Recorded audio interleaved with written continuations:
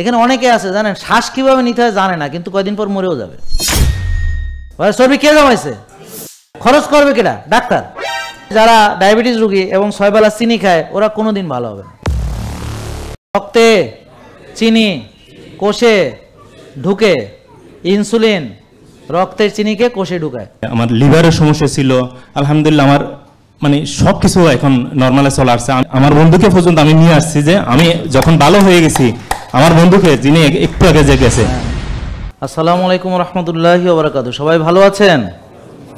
আলহামদুলিল্লাহ। আমরা আজকে সবাই এখানে একত্রিত হয়েছি সুস্থ থাকতে চাই নাকি? আপনি যদি শ্বাসের ব্যায়াম করেন, ভিটামিন ডি যদি ভালো থাকে, আপনি যদি সঠিক সময় ঘুমান, নিয়মতান্ত্রিক জীবনযাপন করেন, সুস্থ খাবার খান, ইনফ্লামেশন কমে গেলে অ্যাজমা দেখবেন অনেক কমে গেছে। এবং অনেক অ্যাজমা রোগী আলহামদুলিল্লাহ এখন আর ইনহেলার লাগে না। আমি তো অ্যাজমা নিয়ে অনেক বছর কাজ করেছি, তখন আমি দেখবেন ওইখানে ইনহেলার নেওয়া শেখাচ্ছি, কীভাবে ইনহেলার নিতে হবে, ইনহেলার বাদ দেওয়া যাবে না। এই ভিডিও আছে, আমি ডিলিট করি নাই, কারণ আমি কি বলেছি সেটা থাকা দরকার আছে। আর আমি এখন আবার বলছি যে না, আপনি যদি নিয়ম মানেন এটা লাগবে না। এখানে অনেকে আছে জানেন, শ্বাস কীভাবে নিতে হয় জানে না, কিন্তু কয়দিন পর মরেও যাবে। জীবনে একটু শ্বাসটা নেওয়া শিখে গেল না, দুঃখটা এখানে। আপনারা বলেন তো শ্বাস কীভাবে নিতে হয়, বলেন তো কীভাবে নেয়? সবাই বলেন। কি ফুলাইয়া? এই সবাই বলেন, কি ফুলাইতে হবে? বুক ফুলাইতে হবে না? হ্যাঁ, বুক কি ফুলাইতে হবে? বুক ফুলাইতে হবে। বলেন দেখি, বুক ফুলানোর হাত তোলেন কারা কারা, যে শ্বাস কীভাবে নিতে হবে। ওই যে দেখেন ওই মুরব্বী হাত তোলে, আমি ওনার দিকে তাকায় আছি। তার উনি এতদিন অ্যাজমা রোগী, জানে না যে পেট ফুলায় শ্বাস নিয়ে, তো উনি বুক ফুলায় নিছে, এই জন্য অবস্থা। কদিন পর মারাও যাবে লোকটা, কিন্তু এইটা শিখে গেল না যে শ্বাস কেমনে নিতে হয়। পেট পেট পেট পেট দিছে কেন? যেন ফুলানো যায়। এখানে সামনে কিছু নাই কেন? যেন ফোলে। তা বলে ওইটা না, আবার ওইটা তো চর্বির ফোলা। আমি বলছি শ্বাস দিয়ে ফুলানো, বুঝেন নাই কথা? তাহলে আমরা যারা গভীরভাবে শ্বাস নিতে চাইবো, আচ্ছা আপনি দেখেন তো বুক দিয়ে টান দিয়ে কতটুকু নেওয়া যায়? এই যে এর বেশি আর নেওয়া যায় না। কিন্তু পেট দিয়ে দেখেন, এই যে অনেকখানি নিলে এবার অনেকক্ষণ ধরে ছাড়া যাবে। তাহলে আমাদের আগে পেট ফুলবে, তারপর বুক ফুলবে। ঠিক আছে, আগে পেট ফুলবে, তারপর বুক। দেখছেন অনেকে শ্বাস নিতেই শিখে নেয়। এই যে মুরব্বী এত বয়স হয়ে গেছে, শ্বাস কিভাবে নিতে হয় জানে না। তা আমরা যে এভাবে চলে যাচ্ছি পৃথিবী থেকে, এই যে বাবা মনে কষ্ট নিয়েন না, আমি যেটা বোঝাতে যাচ্ছি যে এই যে আপনার দোষ না, আমাদেরকে শেখানো হয়নি। আপনি এত ডাক্তার দেখাইছেন অ্যাজমার জন্য, কোনো ডাক্তার এটা শেখায়নি। এত ডায়াবেটিসের ডাক্তার দেখাইছেন, কোনো ডাক্তার আপনাকে এটা শেখায়নি। মানে যাদের দায়িত্ব ছিল এটা শেখানোর, তারা শেখায়নি। আপনি তো নিষ্পাপ, আপনার কোনো দায়িত্বই ছিল না শেখার। দেখেন কোষ, বলেন সেল, রক্তে চিনি কোষে ঢুকে, ইনসুলিন রক্তের চিনিকে কোষে ঢুকায়।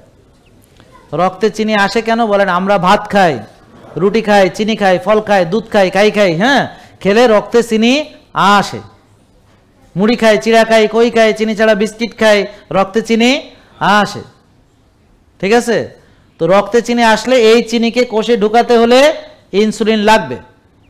এই জন্যে যখনই চিনি জাতীয় খাবার খাবেন, বডিতে আরও বেশি ইনসুলিন আসবে। এই ইনসুলিন এসে ওই চিনিকে কোষে ঢুকাবে।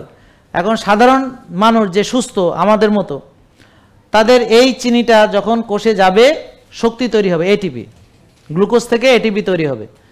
এরপর যদি আমি দেখা গেল খাওয়া বেশি খাইছি, তখন কিছু শক্তিতে রূপান্তর হইলেও বাকি যেটা, সেটা কিছু গ্লাইকোজেন হিসেবে জমা থাকবে। এখন গ্লাইকোজেন তো একবার জমলে ওইটাই জমা থাকবে, গ্লাইকোজেন তো অতিরিক্ত জমা হইতে পারে না। বাকি যা আছে সব চর্বি হিসেবে জমা হবে। তার মানে একটা লোক, সে যদি যা খরচ করে, ব্যায়াম, কায়িক শ্রম, চলাফেরার মাধ্যমে যা খরচ করে, তার চেয়ে বেশি খেলে সেটা আলটিমেটলি ফ্যাট হিসেবে জমা হবে। এখন যখন জমা হইতে হইতে কোষে যখন জায়গা থাকবে না, তখন আপনি যে 6 বেলা খাচ্ছেন, এখন রক্তের চিনি কোষে যে ঢুকবে, এখন ঢুকতে পারে না, কারণ কোষ তাকে বাধা দেয়। এটার নাম হলো ইনসুলিন রেজিস্ট্যান্স। বলেন ইনসুলিন রেজিস্ট্যান্স, বাধা। বাধা, রেজিস্ট্যান্স মানে কি? বলেন কোষ ইনসুলিনকে বাধা দেয়, কারণ কোষে জায়গা নাই। কেন নাই? চর্বি জমছে। কেন জমছে? বলেন আমি খাইছি, ব্যায়াম করি নাই, টেনশন করছি, রাত জাগছি, আর জমাইছি, আমি জমাইছি। চর্বি কে জমাইছে? খরচ করবে কেটা? ডাক্তার। হ্যাঁ, জাহাঙ্গীর কবির। হ্যাঁ, চেম্বারে ঢুকলি খরচ হয়ে যাবে। ওখানে ঢুকলি একেবারে স্লিম হয়ে বেরোবো। মানে ঢুকবো পিসেস ভালো হয়ে বেরোবো, মানে ঢুকবো ফ্যাটি লিভার ভালো হয়ে বেরোবো, মানে ঢুকবো ডায়াবেটিস ভালো হয়ে বেরোবো, মানে ঢুকবো 100 কেজি 60 কেজিতে বেরোবো, এরকম নাকি? এরকম হলে তো ভালোই হতো। তো এখন এই যে কোষ খালি করতে হলে আমাকে ইনসুলিন কমাইতে হবে, আর ইনসুলিন কমাইতে হলে টেনশন করলে ইনসুলিন আসবে, রাত জাগলে আসবে, ভাত খেলে, রুটি খাইলে, ফল খেলে, দুধ খাইলে ইনসুলিন আসবে। তাহলে ইনসুলিন যদি আমি না কমাই তাহলে ইনসুলিন কি করে বলেন? চর্বি জমায়, চর্বি ভাঙতে দেয় না। এখন কোষ খালি করতে হলে ইনসুলিন কমাইতেই হবে, নাইলে ফ্যাট বার্ন হবে না। এই জন্যে যারা ডায়াবেটিস রোগী এবং 6 বেলা চিনি খায় ওরা কোনোদিন ভালো হবে না। একজন ইমানদার ব্যক্তির অটো ডিসিপ্লিন কি কি আছে? এক, যে সে 5 ওয়াক্ত নামাজ মসজিদে গিয়ে পড়ে, সে এশার পরে ঘুমায়, সে উঠে তাহাজ্জুদ পড়ে। ওদিন একজন আমাকে জিমে বলতেছে যে আমি তো 2:30 বাজে ঘুম ভেঙে যায়। আমি বললাম দেখেন 2:30 বাজে ঘুম ভেঙে গেলে আপনি আধা ঘন্টা বা 1 ঘন্টা খুজুর সঙ্গে নামাজ পড়বেন, এটা হচ্ছে তাহাজ্জুদের নামাজ, ঠিক আছে? এবং 1 ঘন্টা যদি আপনি খুজু নিয়ে নামাজ পড়েন তাহলে 4 ঘন্টা ঘুমের সমান। এটা কোত্থেকে বললাম? কারণ ডিপ মেডিটেশন যারা করে 1 ঘন্টা ডিপ মেডিটেশন করলে 4 ঘন্টা ঘুমের সমান উপকার পাওয়া যায়। তাহলে তাহাজ্জুদ কিভাবে পড়তে হবে? আর ওই সময় কেন তাহাজ্জুদের সময়? কারণ হলো সবাই ঘুমায়, পরিবেশটা একেবারেই মনোযোগের জন্যে, ফোকাসের জন্য একদম উপযুক্ত পরিবেশ। তা আমাকে অনেকে বলে যে আমার তো ঘুমাবো যে, তাহলে আমি নামাজ পড়বো কখন? আমি বললাম আরে নামাজ পড়লে তো ঘুমের চেয়ে বেশি উপকার হবে, কিন্তু আপনাকে 9টা-10টার ভিতর ঘুমাতে যেতে হবে, এসার পরে বিশ্রামে যেতে হবে। এরপর আপনি 2:30 বা 3টায় ওঠেন, উঠে আপনি আধা ঘন্টা বা 1 ঘন্টা একেবারে মনোনিবেশ করে আপনার মনের সকল দুঃখ কষ্ট আল্লাহকে বলুন, আপনি কপাল মাটিতে লাগিয়ে চোখের পানি ফেলে একেবারে মনোনিবেশ করুন, আপনার সৃষ্টিকর্তার সঙ্গে আপনি মেরাজ করুন, সাক্ষাৎ করুন। এইটা হলো ডিপ মেডিটেশন। এটা হলো কি আপনার 4 ঘন্টা ঘুমের সমান। 1 ঘন্টা এমন, আধা ঘন্টা মানে 2 ঘন্টা ঘুমের সমান, 1 ঘন্টা মানে 4 ঘন্টা ঘুমের সমান। দেখছেন? তাহলে এইটা যারা জানে না তারা মনে করে যে তার ঘুম কম হচ্ছে, আসলে তো তার ঘুমের চেয়ে বেশি কিছু সে পাচ্ছে। আর ফজরের সময় তো নামাজ ঘুমের চেয়ে উত্তম, এটা তো আমরা ঘোষণা দিয়ে দিচ্ছি, নামাজ ঘুমের চেয়ে উত্তম। তো এই জন্য দেখবেন যে অনেকেই এই তাহাজ্জুদ পড়ার কারণে অনেক কিছু থেকে সে রক্ষা পেয়ে গেছে। আসসালামু আলাইকুম, আমি জমির উদ্দিন চট্টগ্রাম থেকে। আমি স্যারের এখানে আসছিলাম রমজানের 5 দিন আগে। আমার সমস্যাটা ছিল হচ্ছে আমার 20 সালে আমার কোলেস্টেরল ধরা পড়ে, 2 মাসের একটা কোর্স দেয় এটোবা 10 নামের একটা ওষুধ। আবার 21 সালে দেশে আসছি, দেশে এসে আবার ডাক্তার দেখাইছি, আবার তখন দিয়েছে আমাকে সলভে। তখন থেকে এই সলভে চলতেছে, যদি 1 সপ্তাহ বাদ দিই তখন আমার এই জায়গায় ব্যথা করে। এই করতে করতে আমার হতাশা শুরু হয়।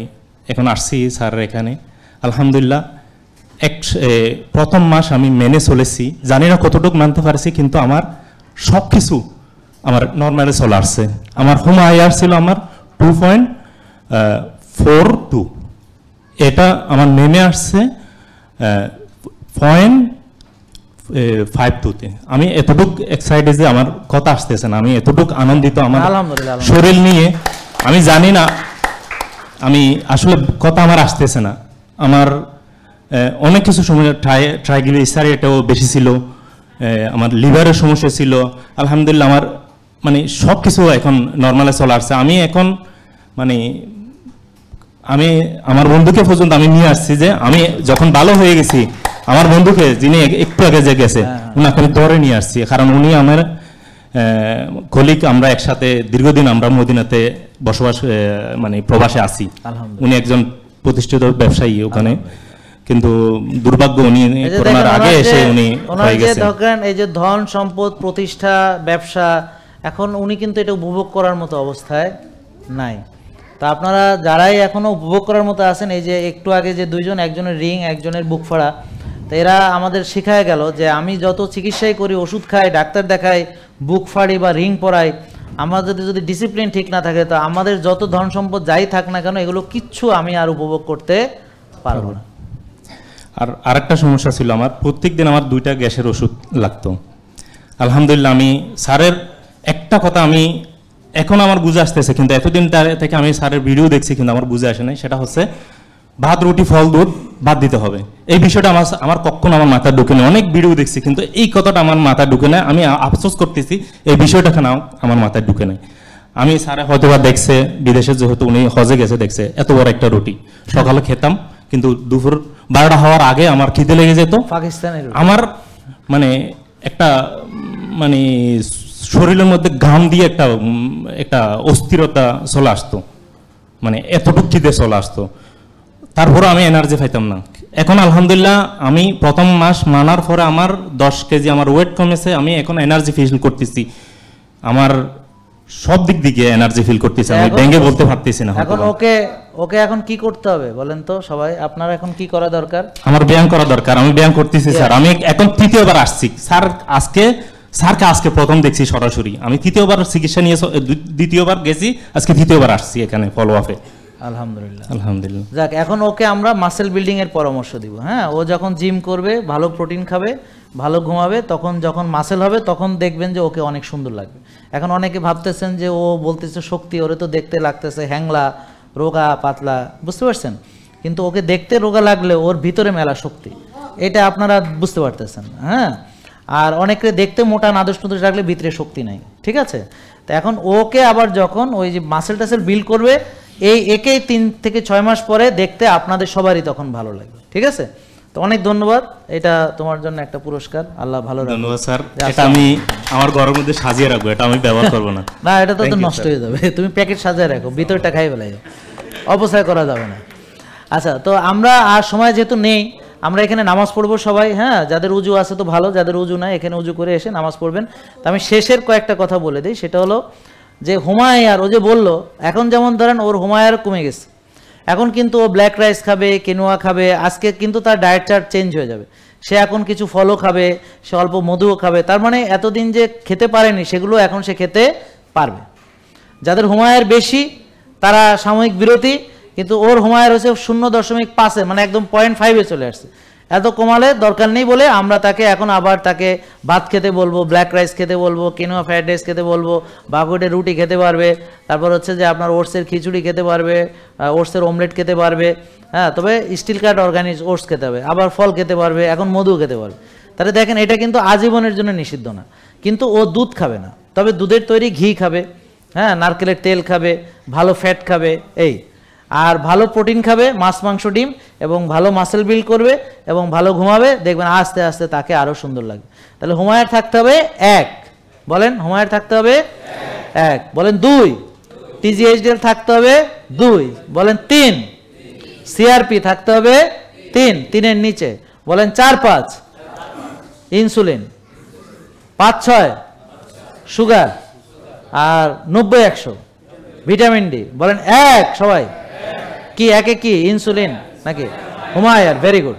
2 টিজিএইচডিএল, 3 সিআরপি, সিআরপি মানে প্রদাহ, ওই যে টেনশন, দুশ্চিন্তা, হতাশা। ইনসুলিন হলো 4-5, ব্লাড সুগার 5-6, ভিটামিন ডি 90-100। তো এইভাবে আপনার রিপোর্ট দেখে আপনি আমার ডাক্তার, পুষ্টিবিদ সবাই আপনাকে পরামর্শ দিবে, এই যে আপনারা মানবেন, যে যতটুকু পারে, মানতে পারলে ভালো, আর মানতে না পেলে তো ওয়ালাইকুম আসসালাম রহমতুল্লাহি ওয়া বারাকাতুহু, আপনারা ওষুধ খাবেন, বাকি আরও অল্টারনেটগুলো করবেন, আর যদি মানেন তাহলে ইনশাল্লাহ সুস্থ হয়ে যাবেন। ঠিক আছে, আল্লাহ সবাইকে কবুল করুক। আসসালামু আলাইকুম ওয়া রাহমাতুল্লাহি ওয়া বারাকাতুহু। জেকে লাইফস্টাইল, ওষুধ মুক্ত সুস্থ জীবন।